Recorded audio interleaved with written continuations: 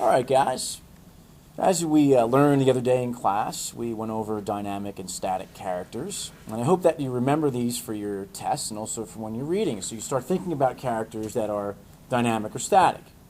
Well, let's talk about first static characters. And you'll note here that this is actually a real person, not someone who's fictional. This is the Mad Dog of the Middle East, or was the Mad Dog of the Middle East, Muammar Gaddafi. And the reason why he's static, as you should remember from class, is that he does not change. He never changed.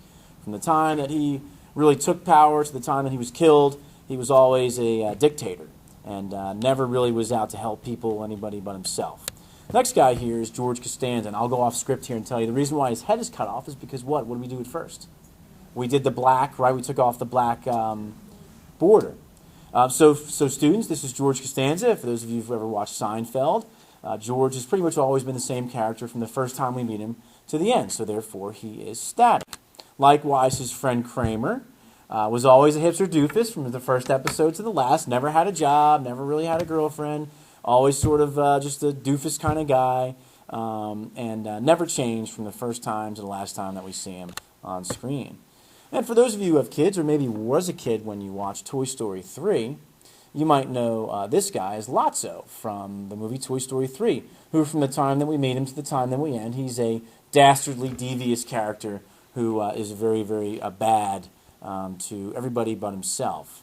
Now, those are the static characters. As we move to the dynamic characters, you ought to know this guy, and that's Huck Finn. Huck Finn, as you may or may not know, in case you have not read it or forgot the story, started out as a very selfish little kid on the cusp of adolescence. And by the time we finish the story, he really does care more or as much about Jim as he does about himself and his own freedom.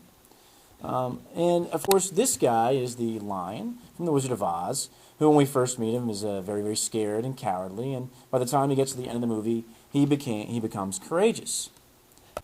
We have to go back to another kid's movie, and you might remember this guy from Cars. This is Lightning McQueen, as I so well know, who, when we first meet him, is this selfish race car who only wants to win, win, win, and by the time he gets to the end of the movie, he cares more about Radiator Springs and his new girlfriend, and is a much better person, or I should say race car. And that's where we'll stop. So I hope this little workshop or little session helped you get a better idea of what dynamic and static characters are.